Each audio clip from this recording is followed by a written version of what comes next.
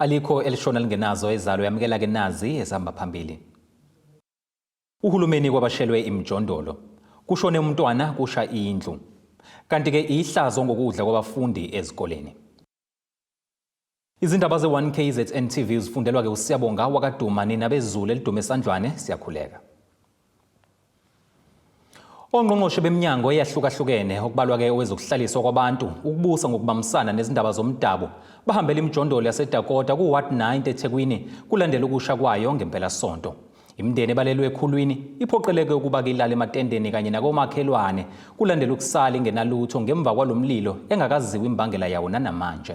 Kanti ke labo ongqongqoshe bahambele le ndawo ngenhloso yokuyohlola isimo kanye nokuqhamuka ke namasu okubalekelela. Namuhla usuku lwesithathu imijondolo yaseDakota eThekwini yacekelwa phansi umlilo kanti intuthu ebufakazi balokhu isalokhu ishunqe njalo. Namuhla ungqongqoshe wezokuhlaliswa kwabantu kuleli uhambelele ndawo ukuhlola umonakalo uvezeke ukuthi ungabi nendawo eyanele kwedolobha iTheku kusalokho kuyimbangela eholela ekwandeni kwemijondolo. Kule ndawo yebo abantu kudala bahleli kodwa bayibeka bona abazange babeke uhulumeni. Njengoba bayibekile lana kwatholakala ukuthi le ndawo ayifanele ukuthi abantu bahlale khona. Njengoba sekwenzile ama engineer ababhekile ukuthi cha akusiyona indawo ukuthi ungakwazi ukwakha kuyo. Manje lokho sikuzela ukuthi sizoxoxisana nomphakathi ngoba silitholile ireport elibuya eThekwini elisho ukuthi iTheku liyasho ukuthi cha abanye siye saxoxa nabo njengomphakathi sabatshela ukuthi fanele bayohlala kwenye indawo. Mase babuya kithi njengohulumeni bathi cha indawo lezi nizinikeza zona njengohulumeni zikude nathi. Kulolu hambo ubephelezelwa ungqongqoshe wezokubusa ukubambisana nezindaba zomdabu kuleli kanye nabaholi bomkhandlu. Imeya yeTheku uMxolisi Kaunda ubengekho kanti le mjondolo kubikwa ukuthi ingaphezulu kwama-23 iminyaka yabakhona.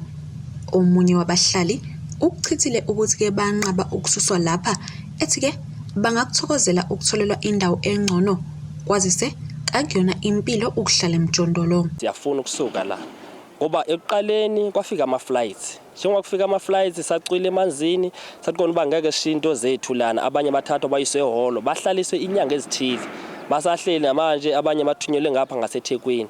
So thina siyafisa ukusuka kule ndawo njengoba ubona ukuthi kufikile umlilo ke kwatsha kuchisa inyoka namanje ngiyazi ukuthi ugesi usozofakwa emva kwesikhathi still sisazotsha yini into yonobangela ukuthi sihlale la thina siyafisa ukusuka la.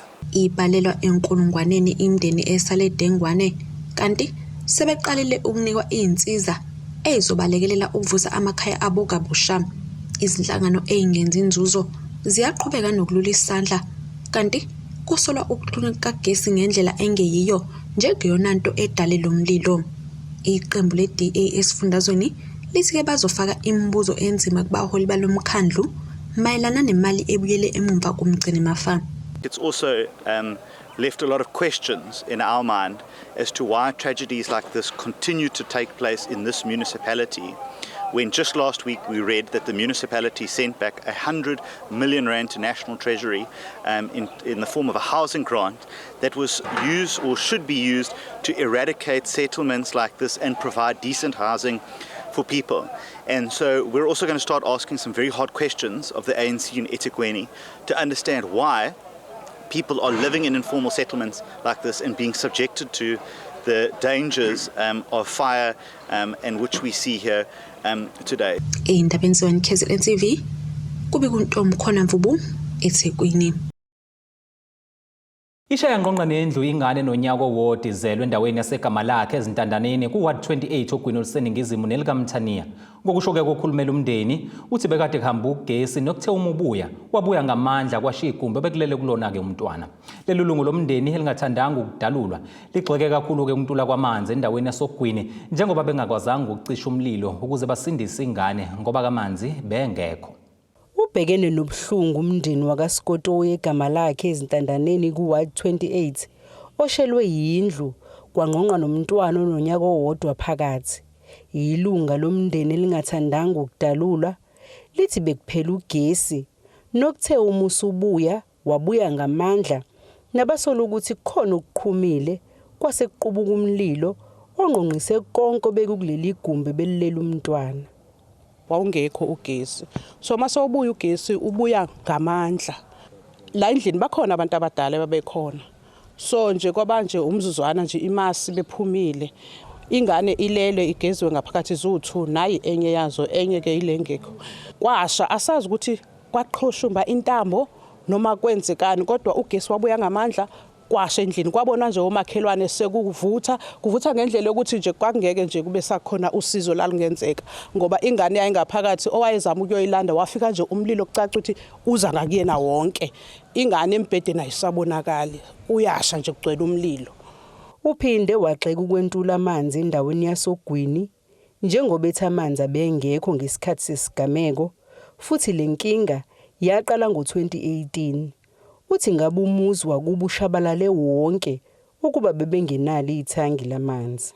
Inkinga yamanzi isuka kude, isuka kudala since 2018 ngimane ngibuya mina lana amanzi awekho and nginenhlanhla nje ukufika amanzi angekho nje kwawona la igama lakhe. Athi noma abuye endaweni ezithila akhetha amawadi kodwa amakhelwane nalela thangi ukuba khona kwalo ukuba belingekho lela thangi ngaba ukho wonke lo muzi wonke ngabe kwasha ngisho amakhelwane zisondelene lezi zindlu niyazibona.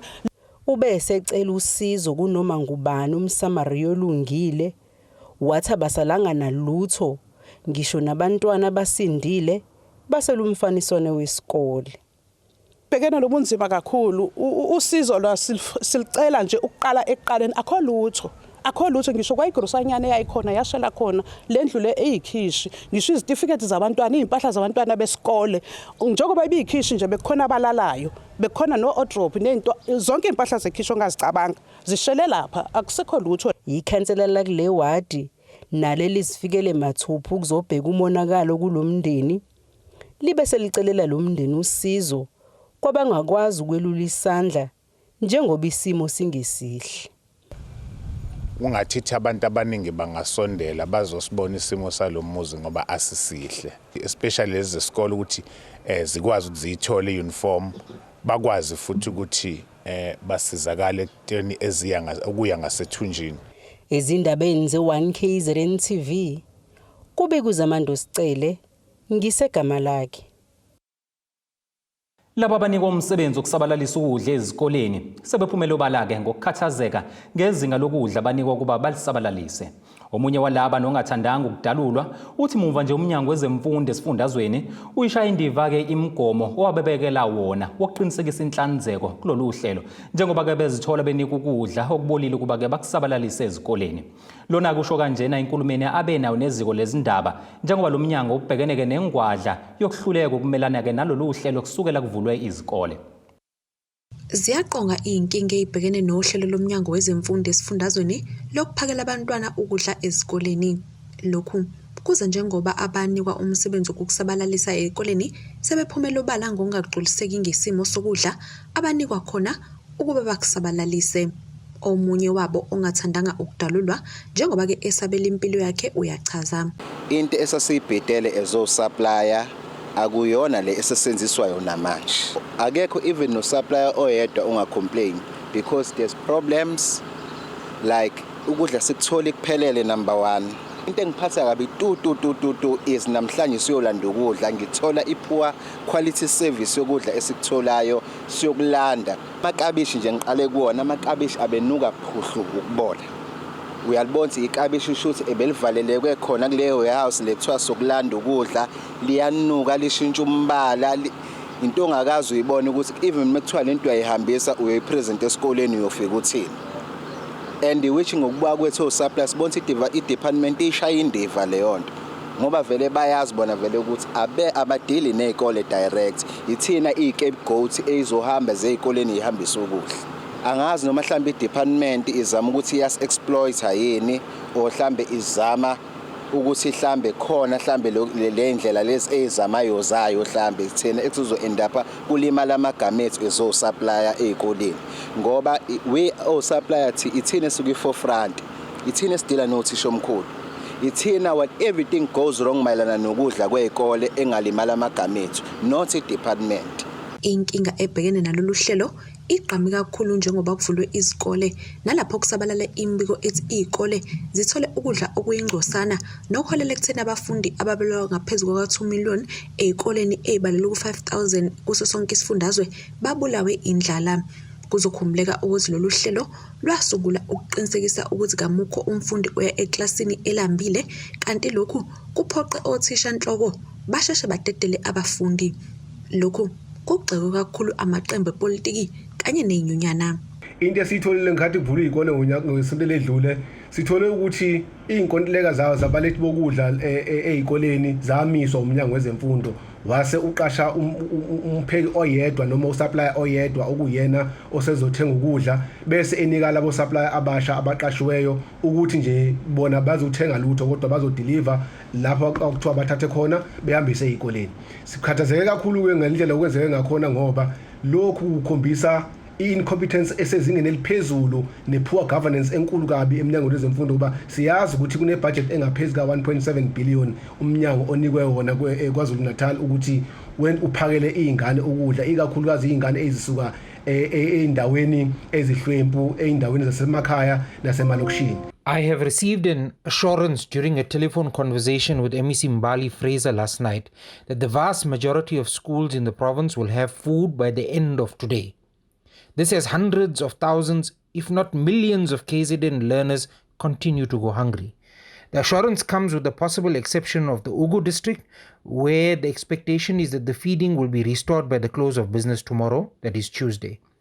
The MEC also intimated that this also comes with the exception of Ulundi and its surrounds, where alleged and possible political interference is delaying the service.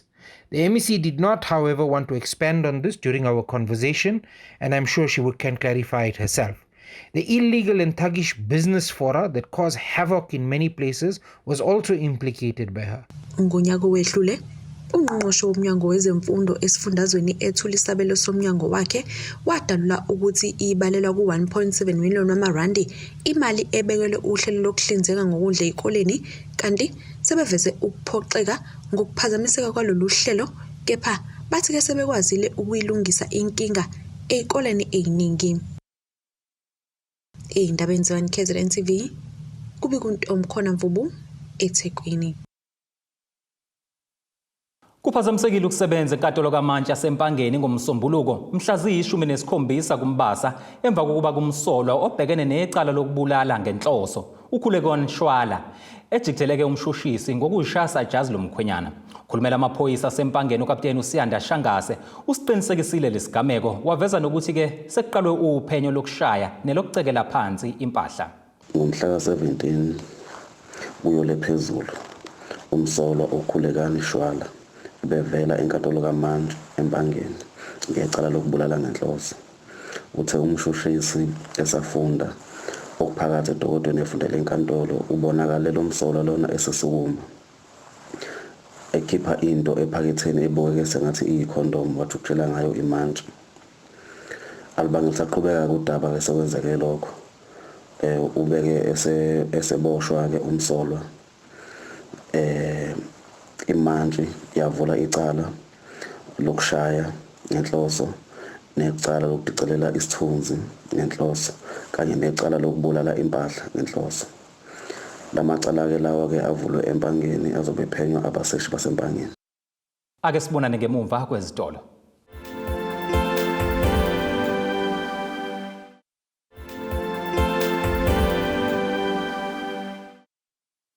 Nina benkonjane edukele ezulwini ezinye ezidukele emafini nazi izihloko zezindaba esithi yizo ezifolosayo namhlanje. Uhulumeni kwabashelwe imijondolo. Kushone umntwana kusha indlu. Kanti ke ihlazo ngokudla kwabafundi ezikoleni.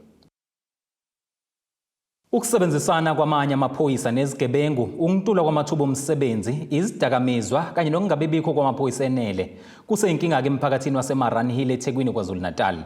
Lokhu ke ngezinye zezinto umphakathi wezindawo ezakhela iMarani Hill namaphethelo ozidalulile kwimbizo okuhloswe ngayo ke ukulwisana nobugebengu obudla lubi. Ukwanda kwabantu abangasebenzi, ukushoda kwamaphoyisa kanye nezimoto zawo idakamizwa kanye nokuba mdibi munye kwamanye amaphoyisa nezigebengu ngezinye ke zezinto okukhale ngazo ngesikhathi kuqhubeka imbizo obengoyokulwisana nobugebengu obudlalo bendaweni yaseMarine Hill eThekwini namaphethelo. Akekho ngabonanga nje ukuthi nene sike saba yisulu zezigebengu abantu bebulawele endlini la elokhuzana ePine Town area ubugebengu ngathi bubhidlange kakhulu. Yes sizwile ukuthi kune police station esizokwakhiwa kodwa nanamanje asikakatholi amaclear ayo ukuthi ihamba kanjani. Hayi imbangela edala ubugebengu endaweni yethu hayi indlala. Angifuni nje ukuthi ngize ngiqamba amanga.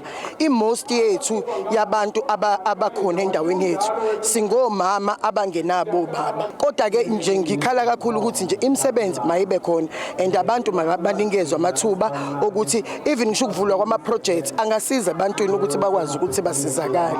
Lembizo ibihlelwe ihhovisi likaNdunankulu wesifundazwe ongabanga esaba khona yena sequ sakhe njengoba bebanjelwe nguzakwabo ngungqongqoshe omnyango wezokuthuthuswa komnotho uSiboniso Duma. Kuzokhumbuleka ukuthi indawo efana nePine Town, Ndengezi, Santi kanye nezinye zisanda kuba sematheni ngesikhathi kubonakala izigameko zokudutshulwa kwenqwaba yabantu ngesikhashana nje esincane. Kuvela ukuthi isiteshi samaphoyisa sendawo kasikwazi ukubhekana nomthamo omkhulu njengoba kamaphoyisa enganele futhi kubheke kuba keqalisa uhlelo lokwakhiwa kwesinye isiteshi samaphoyisa ukubhekana nalenkinga. Sivakashele isiteshi saseMarine Hill safike sahlonza ukuthi cha bese kunesikhathi ke befuna nje sakhiwe. Upublic works uzoqala ukwenza umsebenzi uzothatha u18 months ozoba mkhulu ukwazi ukulekelela indawo.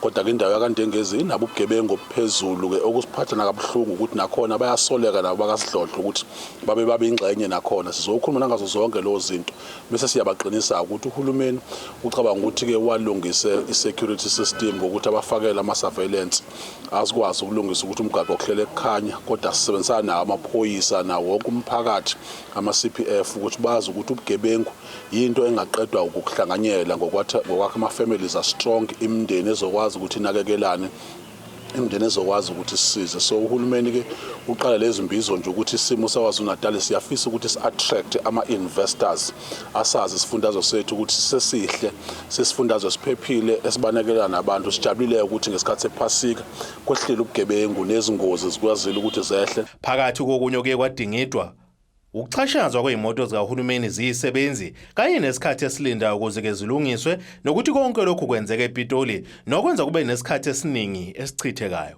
Uhlalo wekomiti lomphakathi lwisana nobugebengu kule ndawo utho kwamanje kusehlile ubugebengu. Uyabona lento esibiza ngama-mass shootings into ebesiphila ngayo uqhuma kwezibhamu. Uyabona bese kuzoba ikhona lento kuthiwa ama-house robberies ungena ngenkani bakhahlela icapha emizini yabantu nala kunama kotish khona. Sikubonile kwenzeke endaweni eningi kodwa ke ngokubambisana ne-task team from the provincial office namaphoyisa khona eMarine Hill naKaNdengezi sikwazile ukwehlisa lokho. eMarine Hill sinama sector awu4, sector 1, 2, 3 and 4. So kulawo ma sector ibingasasebenzi sector policing.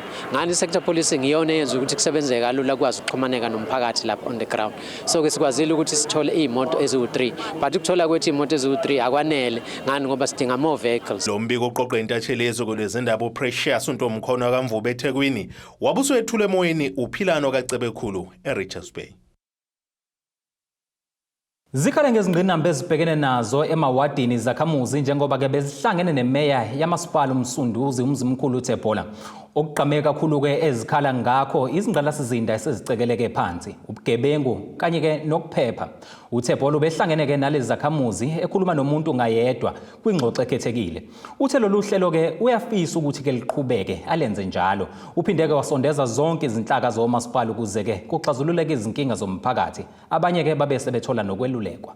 Zikhale kakhulu ngengqalasizinda izakhamizi zaseMsunduzi njengoba bezihlangene nemeya. In terms of infrastructure, when we talk about the ward itself, we're having challenges with our sports fields. Our sport field, the grass is excessively high. We need that to be attended to. Our swimming pool is non-functional. Our whole precinct that we need cordoned off, like how it's a municipal building. It needs to be cordoned off. It needs to have municipal officials there, which is not currently the state. We have sent numerous letters and correspondence to the municipality municipality, and they've acknowledged our correspondence.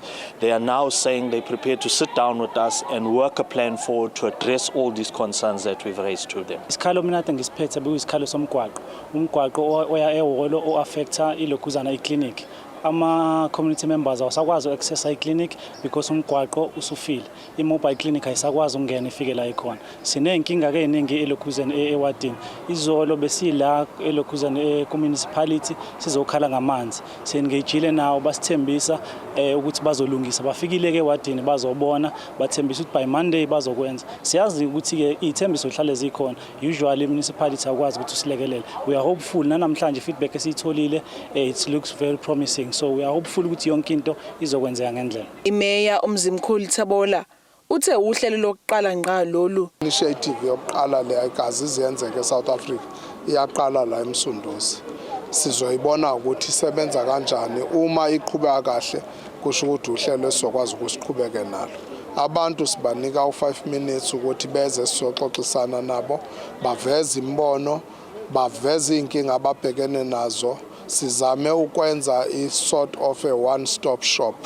La khona umuntu mefika nenkinga sikwazi ukuthi simrefer kwi-department efanele khona la sixazulule inkinga yakhe. Uma ingaxazululeki sizoba nazo inhlelo zokuthi-ke sokwenza kanjani within isikhathi esithile sikwazi ukuzixazulula inkinga ababhekene nazo ngoba inhloso yethu ekugcineni ukwenza umsunduzi usebenzele abantu.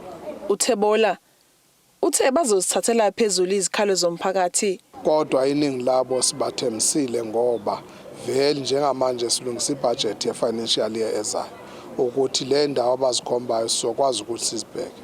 Abazithembisile ukuthi sohamba siyozihlola indawo abakhuluma ngazo sikwazi ukuprioritize. For example, unomnumzana ofike la wakhuluma ngemigwaqo, wakhuluma ngamapaki endaweni ahlala kuyona, wakhuluma ngama-swimming pool.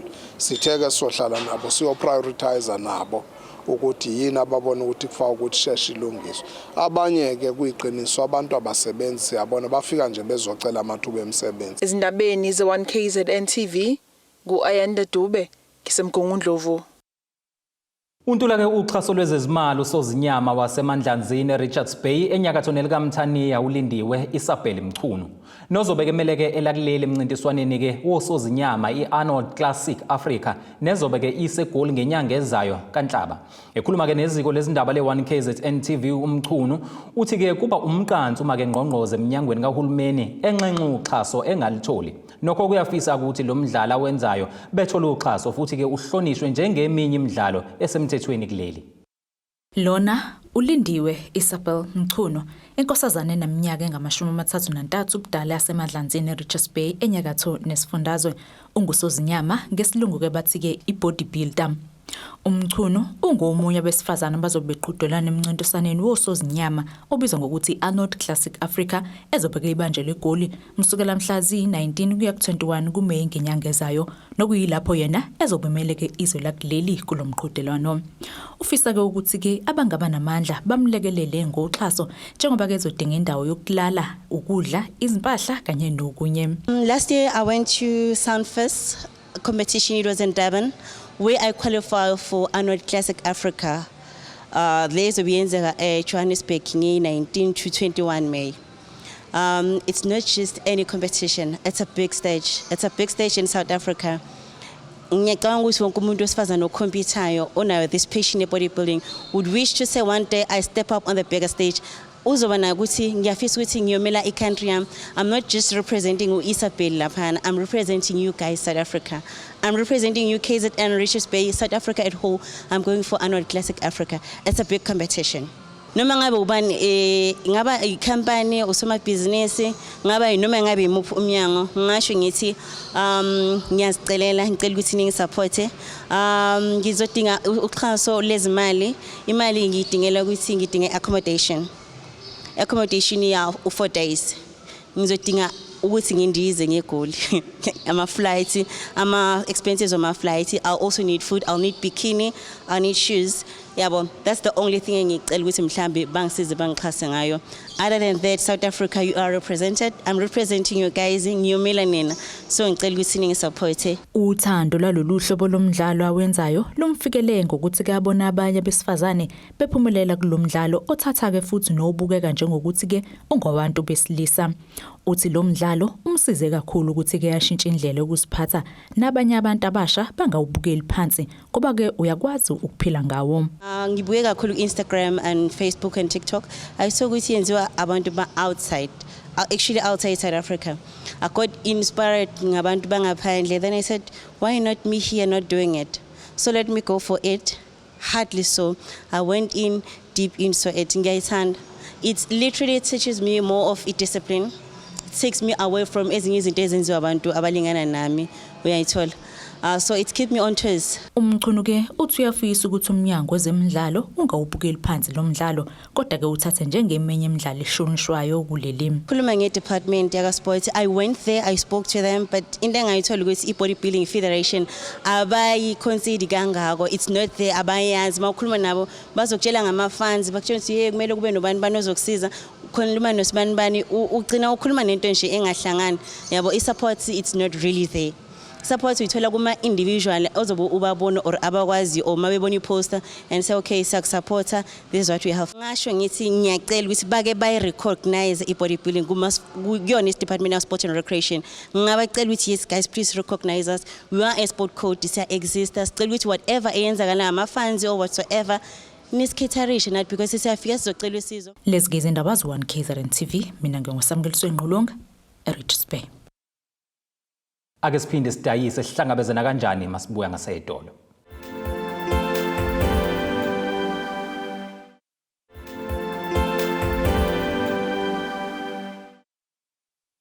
Asibingelele siphinde sikwamukele mongabe usanda kubukela izindaba zethu ze1KZNTV nazi izihloko ezihamba phambili. Uhulumeni kwabashelwe imijondolo. Kushone umntwana kusha indlu. Kanti ke ihlazo ngokudla kwabafundi ezikoleni. Ake sikubhekele engosini yezomnotho.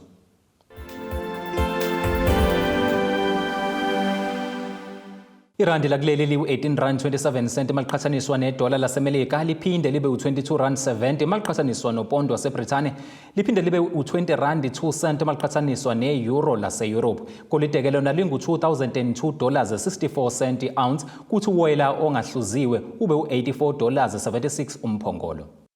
Ake sikubhekele ngosini yezemidlalo.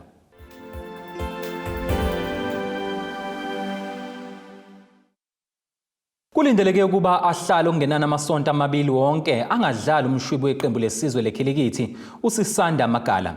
Lokhu ke ngemumva kokulimala esandleni ngolwesithathu ngesikhathi ke edlalela iqembu lakhe iChennai Super King kwi-India Premier League.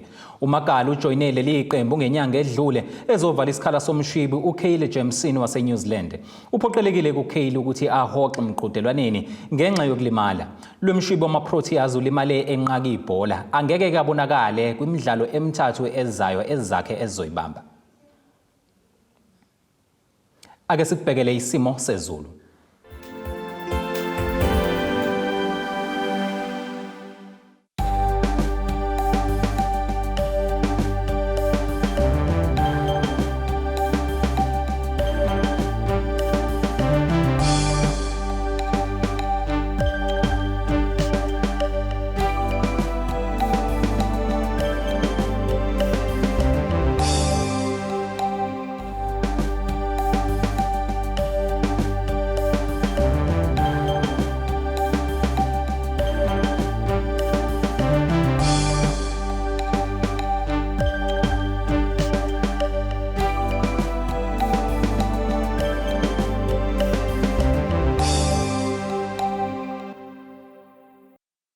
Mbukele zingakade sikuphathele zona namhlanje sihlangabezana kanjani futhi kusasa ngesikhathi esifanayo.